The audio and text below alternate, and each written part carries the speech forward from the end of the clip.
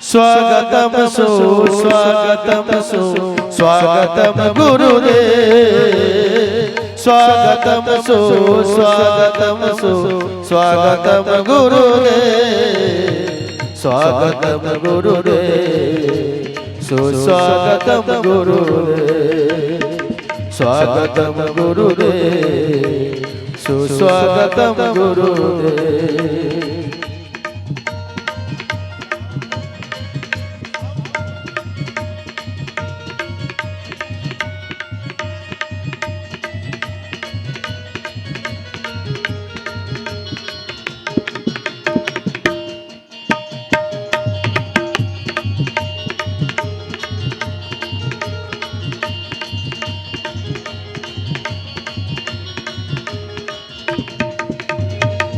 स्वागतम सुस्वागतम गुरुदेव स्वागतम सुस्वागतम गुरुदेव स्वागतम गुरुदेव सुस्वागतम गुरुदेव स्वागतम गुरुदेव सुस्वागतम गुरुदेव।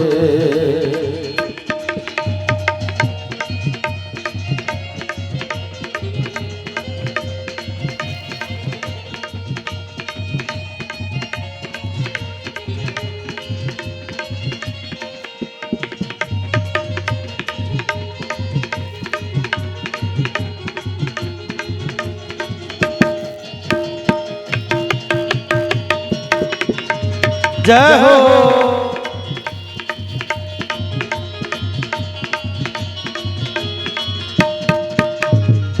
स्वागतम गुरुदेव स्वागतम गुरुदेव स्वागतम गुरुदेव स्वागतम गुरुदेव स्वागतम गुरुदेव सुस्वागतम गुरुदेव स्वागतम गुरुदेव सुस्वागतम गुरुदेव।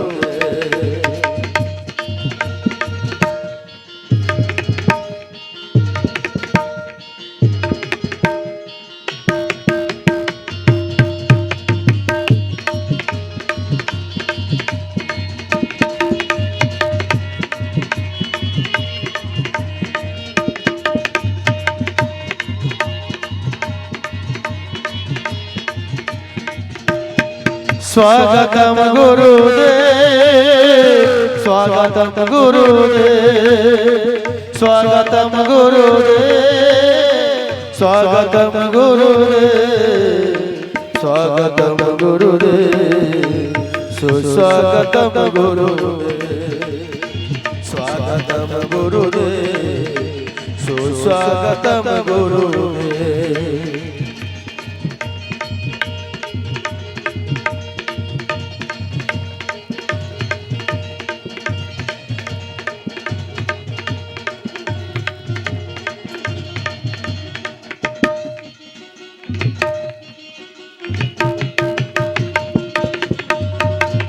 जय हो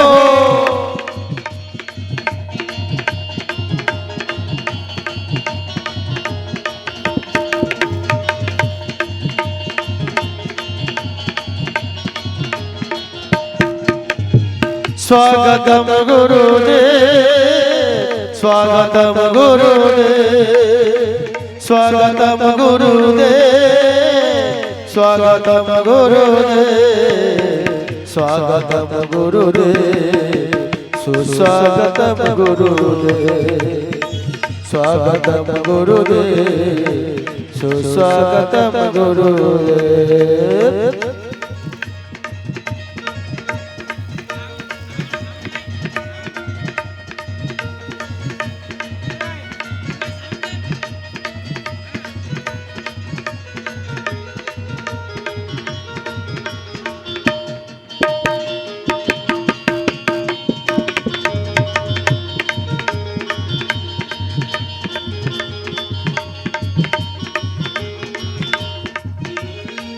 स्वागतम गुरुदेव स्वागतम गुरुदेव स्वागतम गुरुदेव स्वागतम गुरुदेव स्वागतम गुरुदेव सुस्वागतम गुरुदेव स्वागतम गुरुदेव सुस्वागतम गुरुदेव स्वागतम सुस्वागतम सुस्वागतम गुरुदेव स्वागतम सुस्वागतम स्वागतम गुरुदेव स्वागतम गुरुदेव सुस्वागतम गुरुदेव स्वागतम गुरुदेव सुस्वागतम गुरुदेव।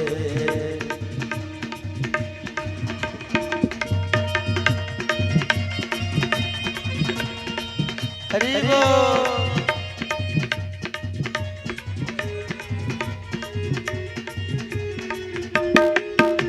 हरि बोल।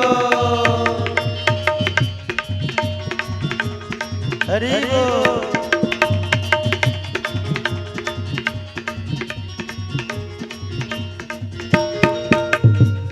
स्वागतम गुरुदेव स्वागतम गुरुदेव स्वागतम गुरुदेव स्वागतम गुरुदेव स्वागतम सुस्वागतम सुस्वागतम गुरुदेव स्वागतम सुस्वागतम सुस्वागतम गुरुदेव स्वागतम गुरुदेव सुस्वागतम गुरुदेव। सर्वप्रथम পূর্ণবন্ধ শ্রী হরিচাঁদ ঠাকুর এবং জগৎ লক্ষ্মী শান্তি মায়ের রাতুল চরণে কোটি কোটি দণ্ডবোধ করছি এবং তাদের আমার সেই দয়াল হরিকে আহ্বান করছি আজ এই হরিবাসরে এসে স্থান গ্রহণ করুন। তৎপশ্চাৎ সদ্গুরুদেব ভগবানকে আমি আহ্বান করছি আপনি এসে হৃদয় মন্দিরে বসে হরি কথা কৃষ্ণ কথা ভাগবত কথা আলোচনা করুন। স্থান দেবতা নগর দেবতা বার দেবতা যক্ষ রক্ষ কিন্নর ভূত পিচাস কীট পতঙ্গ ধূলিকণা সবাইকে সাদর নিমন্ত্রণ আজকের এই হরিকথার বাসরে এবং এই হরিবাসরে হরিকথার বাসরে যারা উপস্থিত আছেন ভক্তমণ্ডলী এবং মাতৃমণ্ডলীর রাতুল চরণাধমের কোটি কোটি দণ্ডবোধ। শুনেছি শাস্ত্রে বলে সাধুগুরুর কৃপা হলে পরে পঙ্গুগিরি লঙ্ঘন করিবারে সক্ষম হয়, বোবায়ও নাকি কথা বলতে পারে। তাই আপনারা সাধু সজ্জন আছেন যারা আমার প্রতি কৃপা দৃষ্টি রাখবেন, তারা আশীর্বাদ করবেন এই অধমের মাথায়। আপনাদের আশীর্বাদ শিরোধার্য করে আমার বাকি জীবনটা যেন হরি কথা কৃষ্ণ কথা ভাগবত কথার ভিতর থেকে অতিবাহিত হয়ে যায়, এই প্রার্থনা রাখি আপনাদের রাঙা পায়। ঈশ্বর যদি কোনোদিন আমাকে পুনরায় আবার এই ধরাধামে পাঠায়, যেন কোনো হরিভক্ত মায়ের গর্ভে জন্ম দিয়ে আপনাদের মতো হরিভক্ত কৃষ্ণ ভক্ত গৌর ভক্তের চরণ তুলিতে যেন আমাকে বঞ্চিত না রাখে, এই প্রার্থনা করে প্রবেশ করছি 3 দিবসীয় হরিলীলামৃত কথার আজ প্রথমতম দিবসে।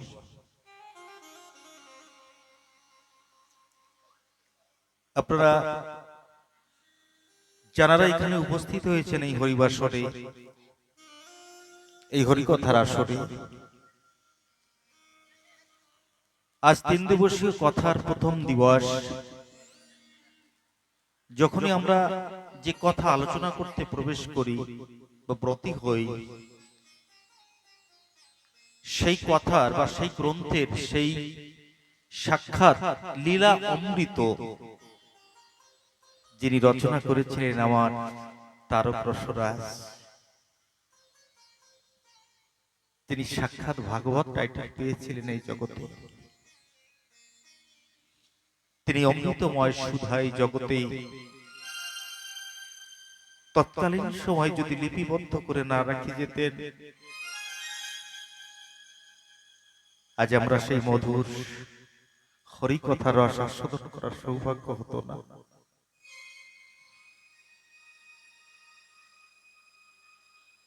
যিনি আমাদের মাধ্যমে সেই অমৃতময় সুধা যে লীলা অমৃতের সঙ্গে তুলনা করেছেন, তাই হরি লীলামৃত কথা আজ আমাদের মাধ্যমে সাক্ষাৎ সেই কথার মাধ্যমে আমরা সাক্ষাৎ অনুভূতি লাভ করতে পারবো যে কেমন করে আমার ঠাকুর কৃপা করেছিলেন জগতে, কেমন করে তিনি লীলা বিলাস করেছিলেন এই জগতে।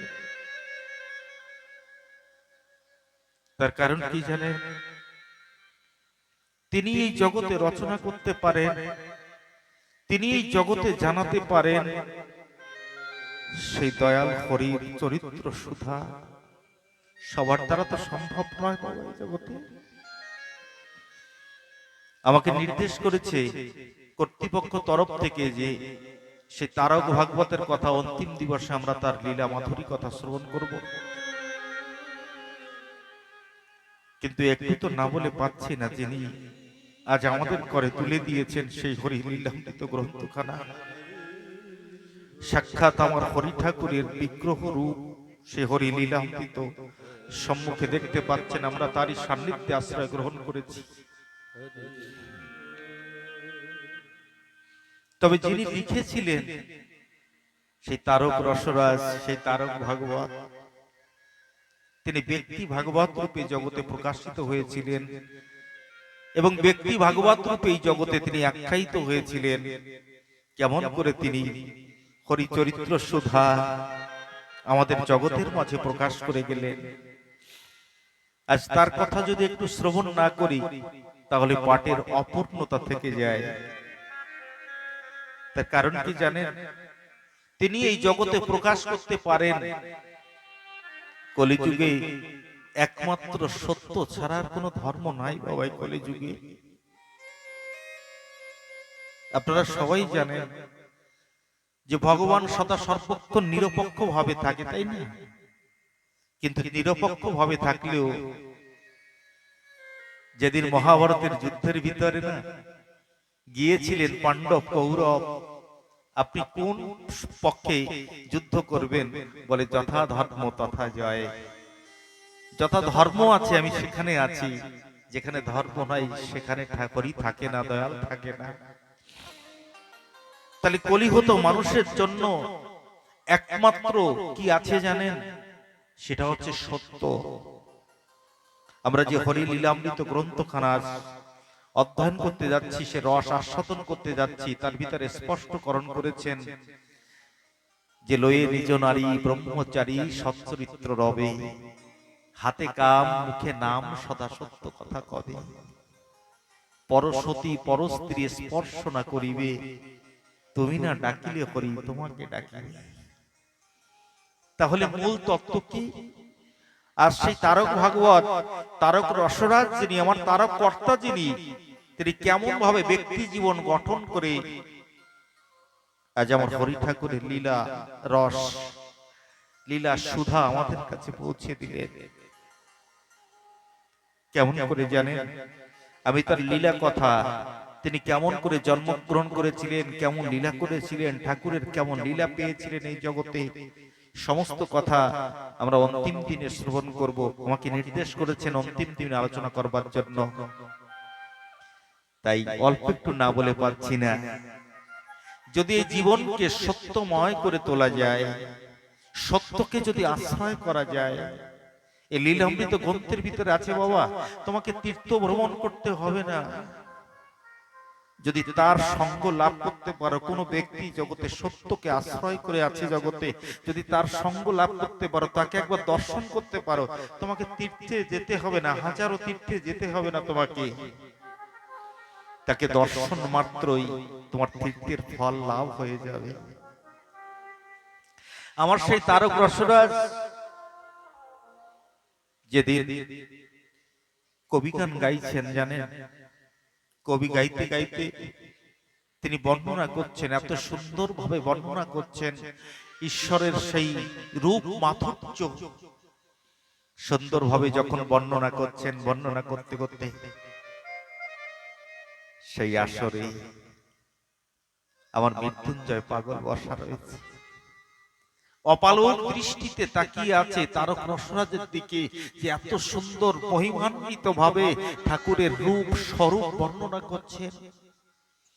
তিনি অবাক চিত্তে তাকে দর্শন করে যখন কবিগান হয়ে গেল, হয়ে যাওয়ার সঙ্গে সঙ্গে একজনকে বলল, যাও যিনি কবিগান করেছে তাকে একটু সংবাদ দিয়ে আমার কাছে নিয়ে এসো। যখন তারক রসরাজ তার কাছে আসলেন, আসবার পরে আমার মৃত্যুঞ্জয় পাগল ডাক দিয়ে বলছে, তুমি যে এত সুন্দর ভাবে কবির আসরে বর্ণনা করলে ঠাকুরের দিব্য লক্ষণগুলো, 19টি চিহ্ন 32টি লক্ষণ তুমি বর্ণনা করলে, তুমি তাকে দেখেছো কোনদিন? তারক রসরাজ অবাক হয়ে গেলে, কত কথা তো জগতে শ্রবণ করেছি, কত নির্দেশ কত উপদেশ জগতে পেয়েছি, এমন ভাবে তো কথা আমাকে কেউ বলেনি। কি বললেন? যে তুমি যে সুন্দর ভাবে বর্ণনা করেছো আসরে দাঁড়িয়ে, এত সুন্দর বর্ণনা শোনা যায় না, আমি কোথাও শুনিনি। মৃত্যুঞ্জয় পাগল ডাক দিয়ে বলেছে, কিন্তু যে কথা তুমি বর্ণনা করলে তাকে তুমি দেখেছো কোনদিন? তারক রসরাজ ডাক দিয়ে বলল, না আমি তাকে দেখিনি কোনদিন। তবে যে তুমি বর্ণনা করলে, বলে আমি শাস্ত্র অধ্যয়ন করে শাস্ত্রে যা যা বর্ণনা করেছে আমি সেই শাস্ত্র অনুপাতে আমি আসলে বর্ণনা করলাম। মৃত্যুঞ্জয় পাগল ডাক দিয়ে বলল, তোমাকে দেখতে ইচ্ছে হয় না তাকে? বলে, এমন মানুষ কোথায় পাবো, এমন দয়াল কোথায় পাবো? মৃত্যুঞ্জয় পাগল বলল, এসো আমার সঙ্গে। তারক রসরাজের হাতটা ধরে শ্রীধাম ওরাকান্তিতে নিয়ে গেলেন, যেখানে ওরাকান্তি নিয়ে গেলেন, যেখানে আমার হরি ঠাকুর আসলে বিরাজমান হয়ে বসে আছে। আমার হরি ঠাকুর তো অন্তর্যামী ভগবান, তিনি তো জানছেন যে মৃত্যুঞ্জয় পাগল কাকে দিয়ে আসছে। যখন গেলেন, তিনি সম্মুখে গিয়ে ঠাকুরের সম্মুখে তাকে দাঁড় করিয়ে দিলেন। নত জানুত হয়ে হাত জোর করে ঠাকুরের অপালক দৃষ্টিতে বদন পরে, অপালক দৃষ্টিতে বদন পরে তাকিয়ে আছে।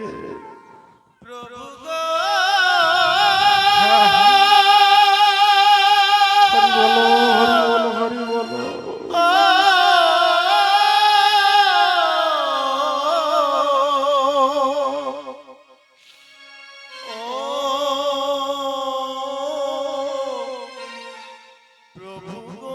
অপালক দৃষ্টিতে যখন তাকিয়ে আছি, আমার ঠাকুর একটু হাত পা একটু লম্বা করে দিয়ে, তিনি তো অন্তর্যামী ভগবান, তিনি দেখতে এসেছে। তিনি তাকিয়ে দেখতে পায় সেই 19টি চিহ্ন এবং 32টি লক্ষণ ঠাকুরের ভিতরে দর্শন করলেন। কিন্তু কি হলো জানেন ঘটনাটা? দেখলেন যে যে লক্ষণের কথা তিনি সাক্ষাৎ ভাগবত হতে বর্ণনা করেছিলেন কবির আসরে, আমার মৃত্যুঞ্জয় পাগল হাতটা ধরে সেই ঠাকুরের কাছে নিয়ে এসেছেন। তিনি 19টি চিহ্ন 32টি লক্ষণ দর্শন করে ঠাকুরকে প্রণাম করলেন না। আপনারা মনে মনে ভাবছেন, যার ভিতরে সে ভগবান রূপ দর্শন করলেন, সমস্ত লক্ষণগুলো দর্শন করে তাকে প্রণাম করলেন না কেন? কেন করলেন না জানো? ঠাকুরের কাছ থেকে ঘুরে এসে মৃত্যুঞ্জয়ের পাগলের চরণে পড়ে গেলেন।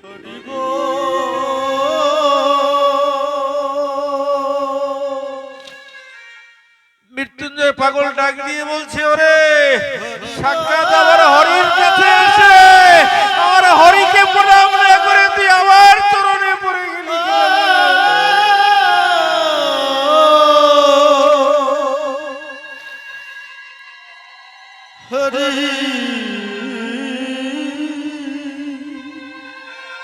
তারক রসরাজ হাত জোর করে মৃত্যুঞ্জয় পাগলকে ডাক দিয়ে বলছে, পাগল আমি সারা জীবন কবি গান গিয়ে যেতাম, সারা জীবন ঠাকুরের লক্ষণগুলো বর্ণনা করতাম, আমি তো জানতে পারতাম না আমার দয়াল হরি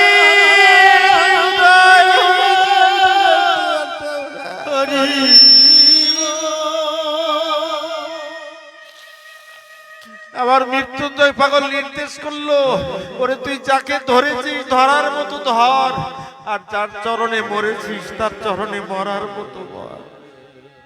বলুন না বাবা, এই মতুয়ার বাজারে ধরার মরা কোথা থেকে এসেছে?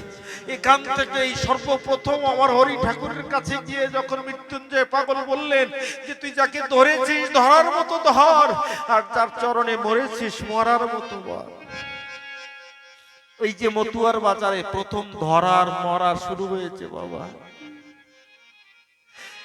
শুধু ভাষার পরিবর্তন জানে, ধরার মতো ধর, যার চরণে তুমি শরণাপন্ন হয়েছো, একাগ্র চিত্তে তার রাতুল চরণ ধরে তুমি পড়ে থাকো, একদিন মোক্ষ তুমি পাবে, একদিন তার কৃপা তুমি পাবে।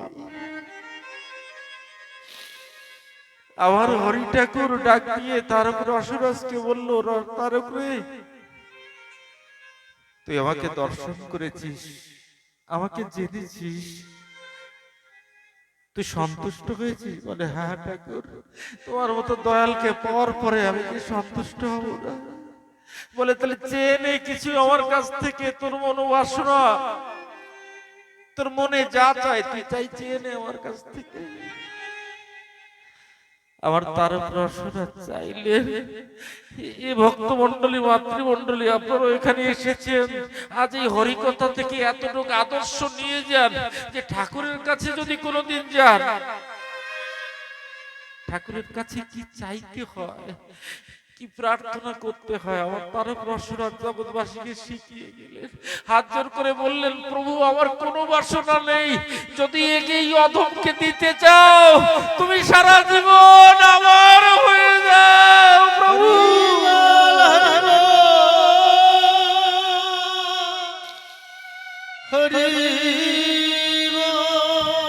সারা জীবনের মতো ঠাকুরকে চেয়ে নিলেন। ঠাকুর বলল, তারক রে, আমার একটা কথা নিবি? বলে হ্যাঁ ঠাকুর বলো।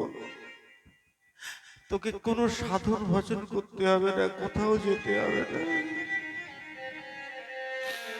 আমার কথা নিস, যারা জীবনে সত্য কথা বলিস।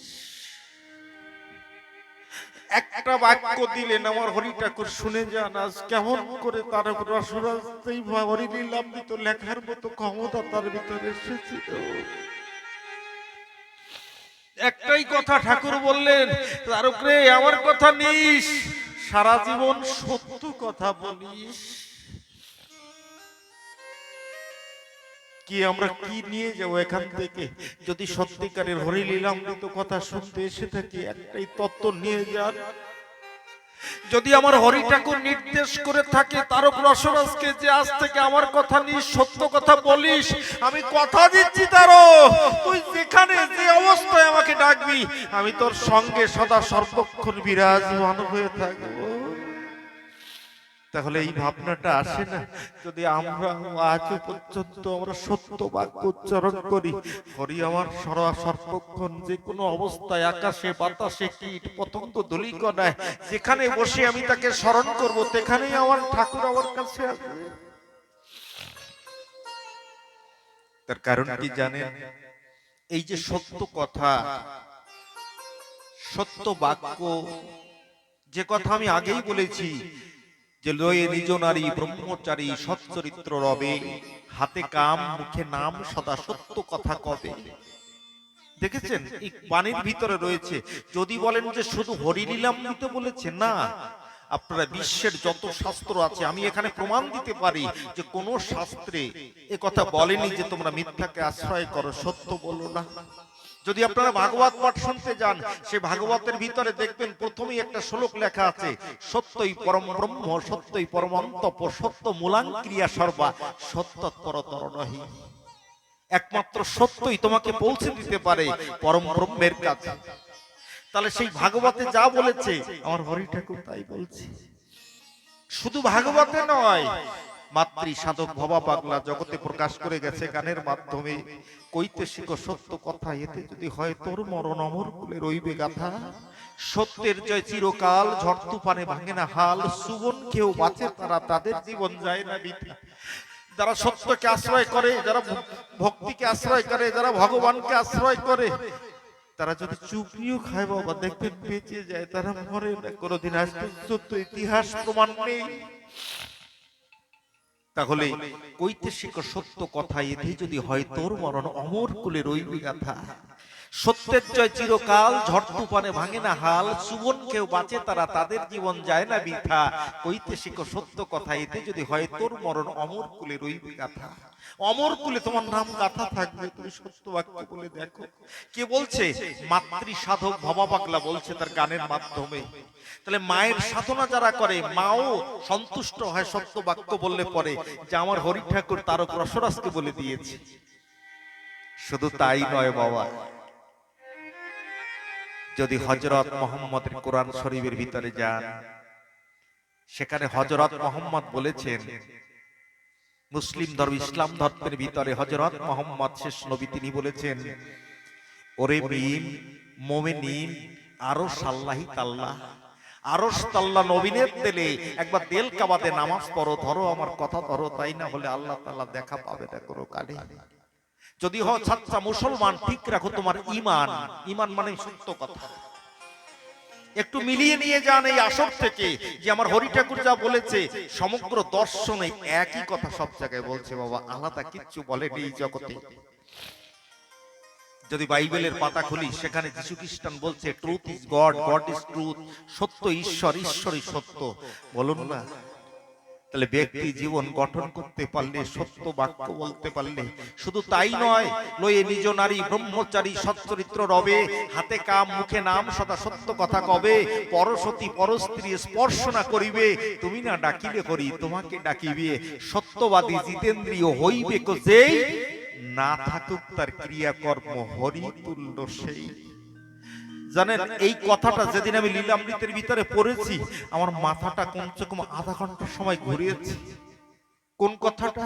বলে সত্যবাদী জিতেন্দ্রীয় হইবে কো যেই, না থাকুক তার ক্রিয়াকর্ম হরি তুল্য সেই। আমি অনেক গ্রন্থ অধ্যয়ন করেছি, আপনাদের আশীর্বাদে 2, 4, 10 খানা 50 খানা আমি গ্রন্থ অধ্যয়ন করেছি। এমন কথা পাইনি বাবা কোথাও, যে তুমি যদি সত্য বাক্য বলতে পারো, তোমার ক্রিয়াকর্ম সাধন ভজন কিচ্ছু না থাকুক বাবা, তুমি হরি তুল্য হতে পারো। আর মাথাটা ঘুরেছিল কথাটা শুনে, যে এত বড় কথা হরিলীলামৃতের ভিতরে আমি কোন শাস্ত্রে পাইনি বাবা।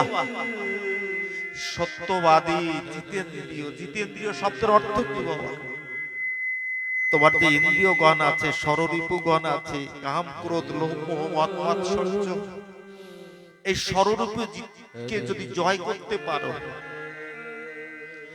সমগ্র সাধন ভজন, আপনি যোগ শাস্ত্র বলেন, পতঞ্জলি শাস্ত্র বলেন, যোগসূত্র বলেন, যা কিছু বলেন না কেন, হট যোগ বলুন, যা কিছু বলুন না কেন, এই সমস্ত শাস্ত্রকে মন্থন করে একটা সার নির্যাস পাওয়া যায় এই কথার ভিতরে।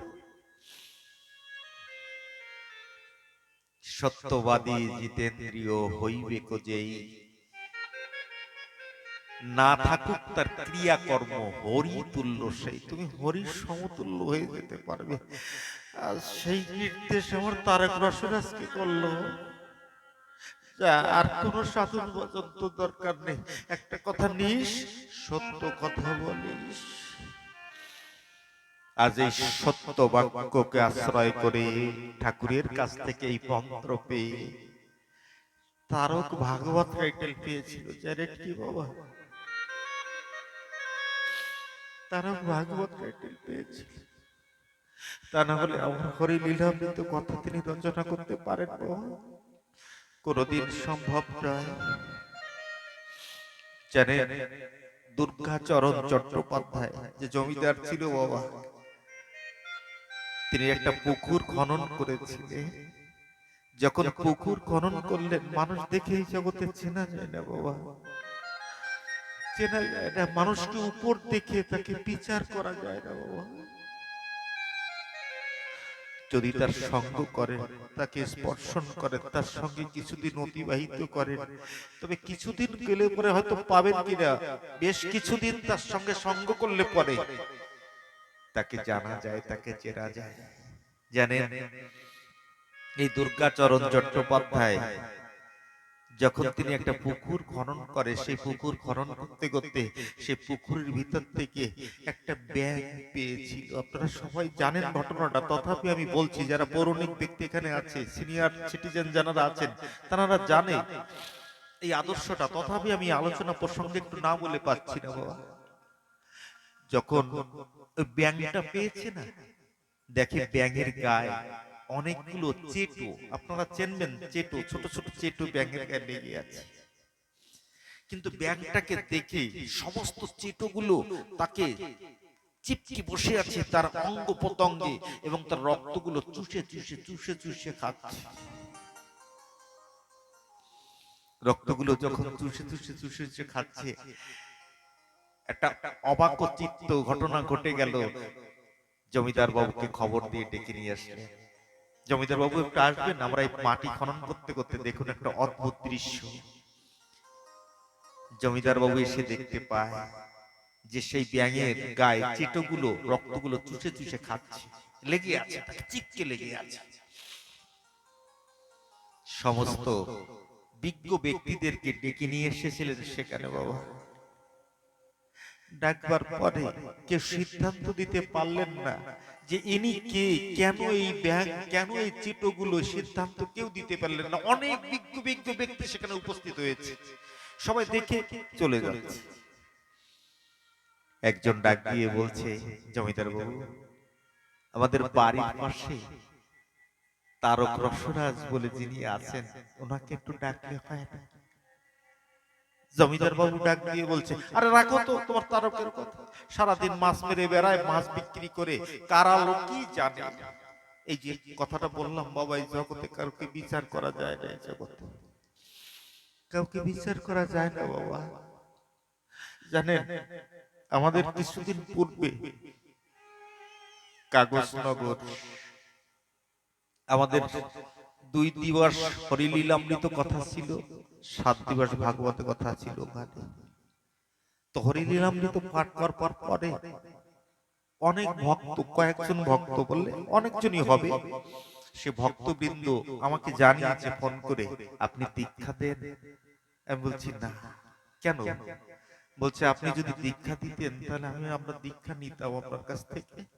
আমি বলি না, আমি অত বড় দায়িত্ব নিতে পারিনি। তবে তোমরা একটা কাজ করো, যদি তোমরা দীক্ষা নিতে চাও, আমি একজন সাধুকে নিয়ে আসবো। আজ আমি আমার এই সুভাষ কাকুকে বলেছি, কাকু আমি ওখানে হরিলীলামৃত পাঠ করতে গেলে অনেকে আসে আমার কাছে দীক্ষা নেওয়ার জন্য, আমি তো দীক্ষা নেওয়ার মতো দায়িত্ব নেইনি, আমাকে কৃপা করবেন। আগামী বছর যখন আমি ওখানে যাব, আমার সঙ্গে আপনি যাবেন। যারা হরিনামে আশ্রিত হতে চায়, আপনার সেই দায়িত্ব নিয়ে আছেন, অন্তত জগতে তাদেরকে একটু হরিনাম শুনিয়ে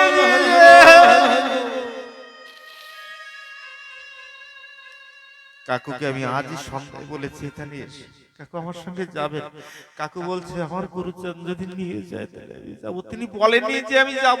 হ্যাঁ বাবা তুমি খবর নাও, কে নেবে, অনেকে আছে জিজ্ঞাসা করে। তিনি আমাকে বললেন যে আমার গুরুচরণ যদি আমাকে নিয়ে যায়, এই যে সন্ধ্যার সময় কথা, আমার গুরুচরণ যদি আমাকে নিয়ে যায়, কতটা সমর্পিত হলে পরে এই কথা বলতে পারে বাবা এই জগতে। এই গুরুচাঁদ ঠাকুরের পরে কতটা সমর্পিত হলে পরে, আমার হরি ঠাকুরের পরে কতটা সমর্পিত হলে পরে এই কথাটা বলতে পারে বাবা। এই জন্য মানুষ চেনা দায় বড়, কার কে কতটা তত্ত্ব নিয়ে, কে কতটা অধিকার নিয়ে জগতে ঘুরে বেড়াচ্ছে বাবা, তার সঙ্গ না করলে পরে জানা যায় না। একজন অনুরোধ করলো, তাহলে একবার দেখি দেখি না দেখি। যখন বললো ডেকেই দেখি না, তখন একজন গিয়ে তারক রসরাজকে খবর দিল, জমিদার বাবু তোমাকে একটু ডেকেছে, চলো। তারক রসরাজ ডাক দিয়ে বলছে, আমি ছোটখাটো মানুষ, জ্ঞান নেই, বিবেক নেই, বুদ্ধি নেই, আমাকে ডেকেছে, তাও জমিদার বাবু ডেকেছে, আমাকে যেতে হবে। সাধারণ একটা বেশ বাবা, এই হরিভক্তদের কোনো বেশ নেই, আছে কি বাবা? কোনো বেশ নেই, সাধারণ বেশ। সাধারণ বেশে আমার তারক রসরাজ এসে সেখানে উপস্থিত হলেন। হওয়ার পরে তিনি দেখতে পেলেন যে এই যে ব্যাং হয়ে জন্মগ্রহণ করেছে, পূর্ব জন্মে একজন গুরু ছিলেন বাবা। তারক রসরাজ বর্ণনা করছে, জানেন, ইনি পূর্ব জন্মে একজন গুরু ছিলেন, তবে লোভী গুরু, কামক গুরু। ঠিক আছে, শিষ্যদেরকে তার অর্থ সম্পদ চুষে চুষে নিয়েছেন সমস্ত। সেই যে শিষ্যগুলোর আজ তারা চেটু হয়ে এই গুরুদেব ব্যাং হয়ে আছে। আর এই যে শিষ্যগুলো করেছিল বাবা, এই শিষ্যগুলো চেটু হয়ে যখন গুরু হয়ে তাদের ধন সম্পদ চুষে চুষে হরণ করে নিয়েছে, মৃত্যুর পরে ব্যাং হয়ে জন্মগ্রহণ করেছে। আর সমস্ত শিষ্যগুলো চেটু হয়ে তার গায়ে লেগে তার রক্ত চুষে চুষে খাচ্ছে। দুর্গাচরণ চট্টোপাধ্যায় ডাক দিয়ে বলল, এটা তুমি এটা সরকার মানুষ, কবি মানুষ, এটা তো বানিয়েও বলতে পারো, আমি বিশ্বাস করব কি করে? বলে, বিশ্বাস করব কি করে জানে? যদি কোনো মহাত্মাই জগতে আসে আর সেই মহাত্মার চরণে স্পর্শ পেলে পরে এই ব্যাঙের সদ্গতি হতে পারে, তাহলে সেই মহাত্মা কোথায় পাবো? আমার তারক রসরাজ আকর্ষণ করলে। এই যে আকর্ষণ করার শক্তি, আমি অন্তিম দিবসে তারক রসরাজের কথা বলবো যে আকর্ষণ করাটা শক্তিটা কেমন করে হয়। আজ তিনি যখন আকর্ষণ করলেন, ওই ব্যাংকটা কি করলো জানেন? একটা লাফ দিয়ে তারক রসরাজের পার পরে পড়লেন। যখন তারক রসরাজের পার পরে পড়লেন, তারক রসরাজের চরণে স্পর্শ হওয়ার সঙ্গে সঙ্গে ব্যাঙ মৃত্যুবরণ করলো। আর ওই চেটোগুলো না সব অঙ্গের থেকে ঝরে ঝরে ঝরে ঝরে মৃত্যুবরণ করে তারা মুক্তি পেয়ে সকলে আমার তারক রসরাজের স্পর্শ পেয়ে সেই গুরুদেব এবং তার শিষ্যগুলো, তাদের আত্মাগুলো আমার দয়াল শ্রী হরির আতুল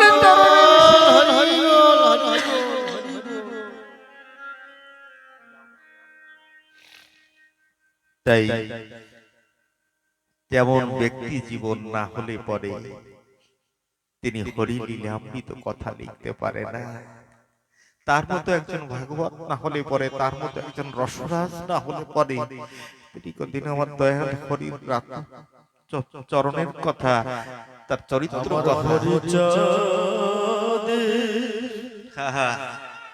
ওই চরণ তলে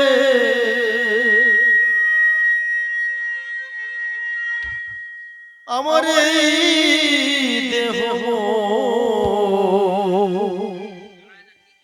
পড়ে রবে,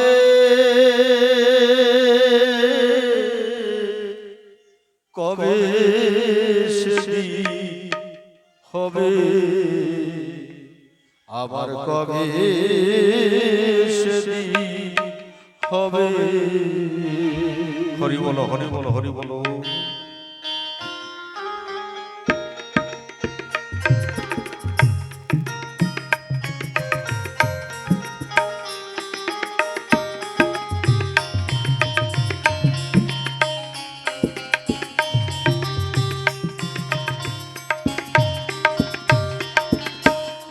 হরি চাঁদে চরণ তলে আমার দেহ পড়ে রবে,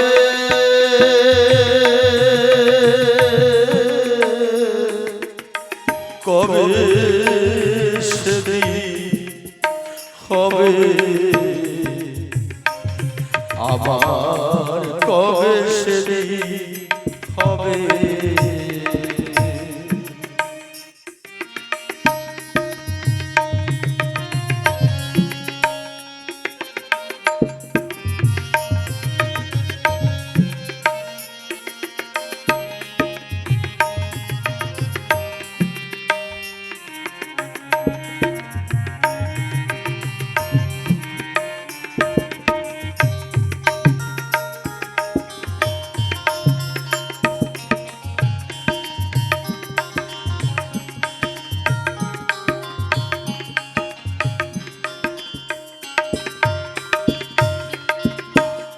চাইবে নাম মনি কাঞ্চন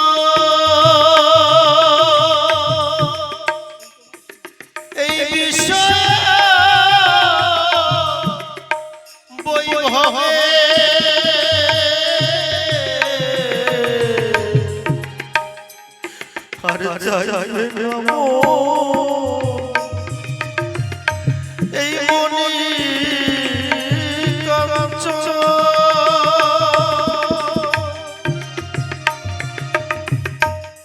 বিষয় বৈভবে ওরে আমি জয় হরিব গৌর হরিব বলবো সদা প্রেমর রবে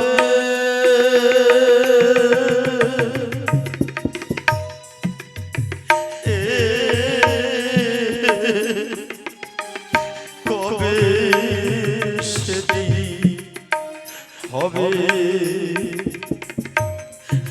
আবার কবে সেদিন হবে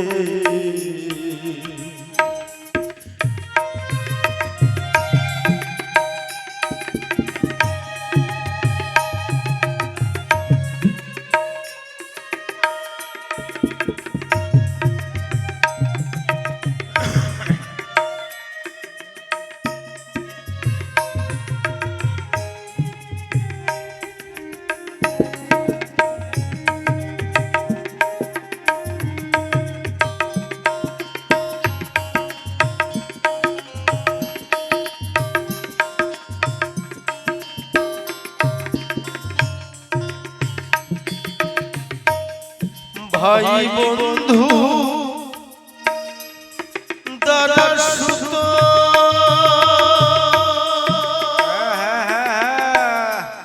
আমার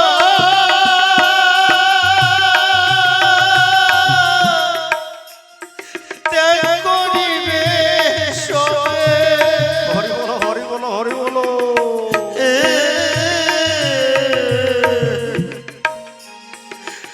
আমার ভাই বন্ধু হ্যাঁ হ্যাঁ ভাই বন্ধু দাদা সুত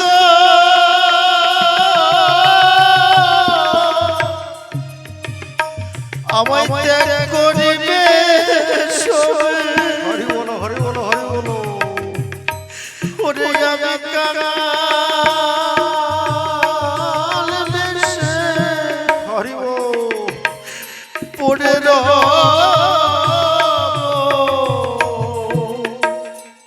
ওরে আমি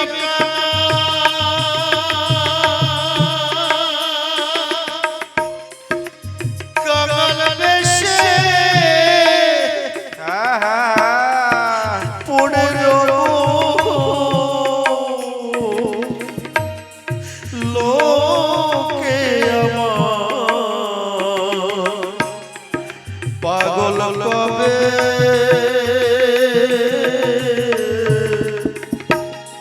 কবে সেদিন হবে আমার কবে সেদিন হবে হরি চাঁদে ওই চরণ তলে হ্যাঁ হ্যাঁ হ্যাঁ আমার এই দেহ পড়ে রবে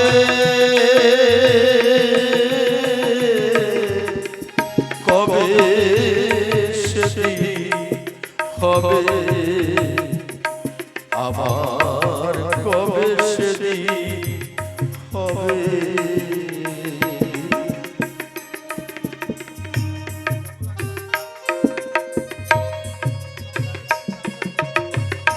হরি বলো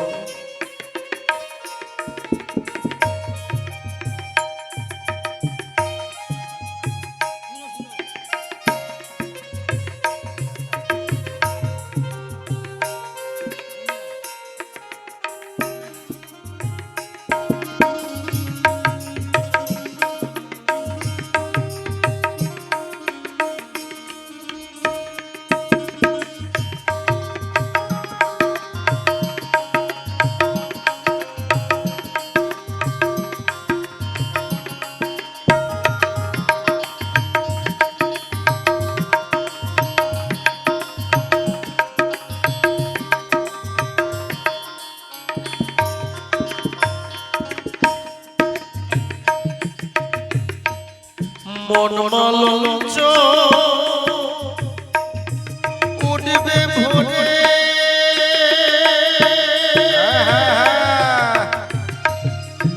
হরি প্রেম ভক্তি সৌরভে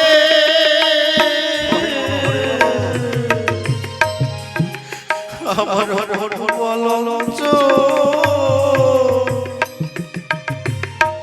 উঠবে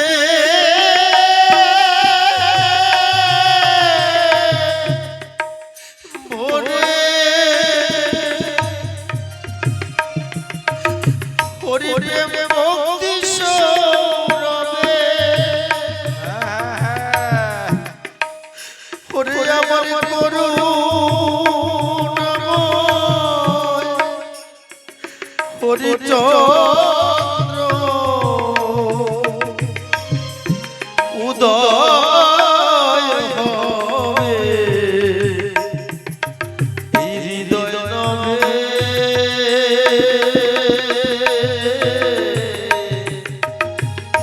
কবে সেটি হবে আমার কবে সেটি হবে হরিচাঁদে ওই চরণ তলে আমার এই দেহ পুরে রবে